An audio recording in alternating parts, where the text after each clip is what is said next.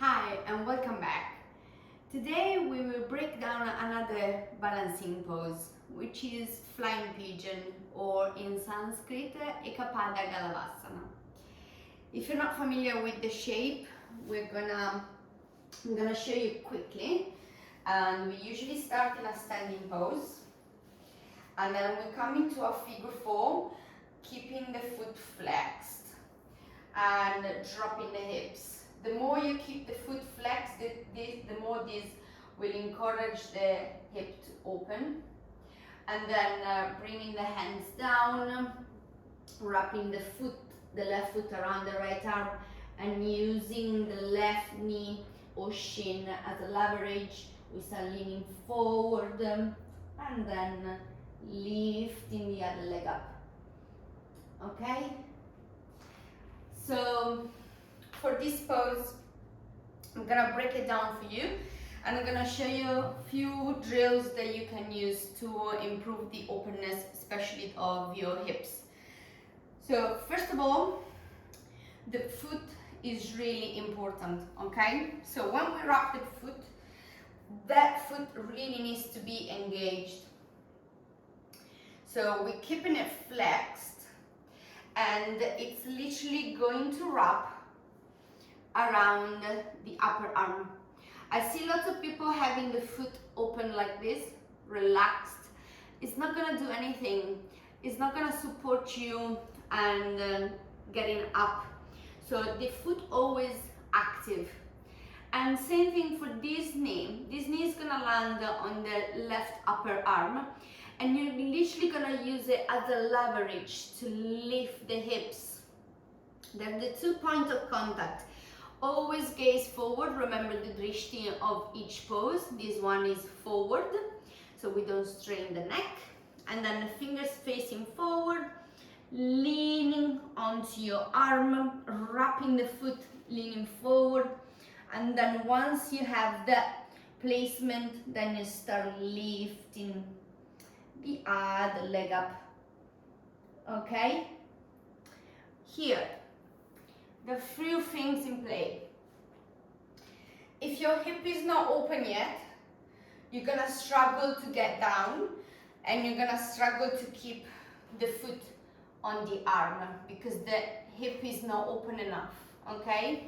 So what can help you is to use 2 blocks.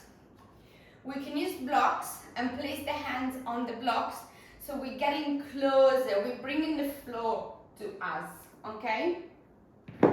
Yes, this will mean that you're gonna be higher up from the floor, so it could feel a little bit more scarier. We can help you if you still want to get into the pose, but your hips still need working, okay? So, and again, let's try foot flexed, dropping the hips, and maybe taking a moment here to giving time to the hip to open. Thinking about drawing the left knee down, okay? And then from here, you see it's already easier for me to place the hands on the blocks because it's higher up, and I don't need to bring the hips lower. And then same principle, leaning forward, open up, I lost it. Leaning forward, and then finding balance and lifting the leg up. Okay, see my hands are here gripping, finding balance as well. So for with the blocks, if you keep them in the practice with you and the teacher is telling you, from figure 4, let's get into your flying pigeon, grab your blocks straight away so that you don't lose time and you have more time to play in the pose. There are drills that you can use to improve the openness of your hips. The first of all, we just did it, it's your figure 4. And I see lots of people doing figure 4, like really, really floppy in there, okay? Engage the body, flex the foot and draw the knee down, bringing the hips back, okay? This is really good for your hips. Keep taking a couple of breaths per side, and then releasing. There is another exercise which is your reclined pigeon. So lying back on your back, and then same thing, leg on top of the other with the foot flexed, and then bringing the legs towards you, either grabbing the back of the thigh or the shin and pushing. This foot stays flexed. Same principle as before. We're thinking of pushing the knee out and getting the legs towards the chest. It feels a huge stretch in my thigh and hamstring. Okay, same thing, it's your pigeon. It's a normal pigeon, so with the leg in front, and the more you get the foot flexed and the leg in line with the shorter side of the mat, getting the foot centered, which is going to land in between the chest, the more the hip will open. Okay, so some people, if they have the hips tight, will start here.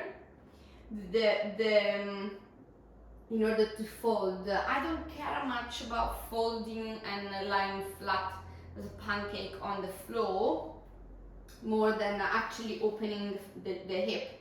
So work with getting the leg in line with the shorter side of the mat, and then fold forward. Maybe you stay here because it feels quite intense, and slowly breathing, using the exhalation to folding a little bit deeper, really giving time to the hips to open up.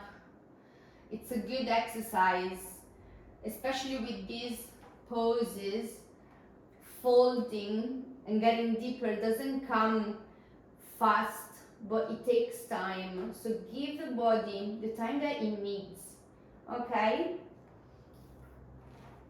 Another good one, it's your double pigeon, which can be quite intense, and you have your shins perpendicular, sorry, one on top one on top of the other,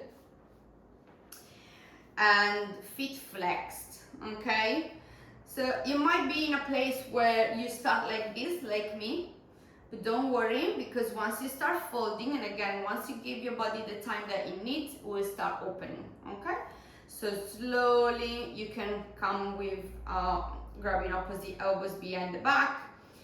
I usually walk forward with my hands, so I take an inhale and slowly I start folding, moving with the breath. When I feel the hips tight, I breathe, and maybe I'm folding a little bit more at the exhalation, and again taking a moment here and going deeper. Few breaths and releasing, of course, each side. And another good one for your flying pigeon, it's actually the standing split. Standing split with one leg up. You can grab your ankle, using it to push the chest closer to the thigh and the leg up. You can use the wall as well, getting close to a wall and bringing the leg up, and using your hands to push. Always activate the legs. You don't want to overstretch, okay? And releasing. And you see that once you start practicing these poses with a lot of control, so don't flex and don't extend into places where you don't want to. Some people are very flexible, but they don't engage. So always engaging in these poses. What I mean by pulling the quads, lifting your kneecaps, it means you're activating the whole leg, okay?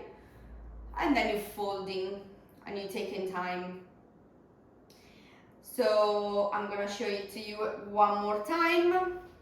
Maybe I do it with the other leg. this one. So again, flex the foot on top of the thigh. Sitting low, sitting low, sitting low, giving time to the hip to open up, okay?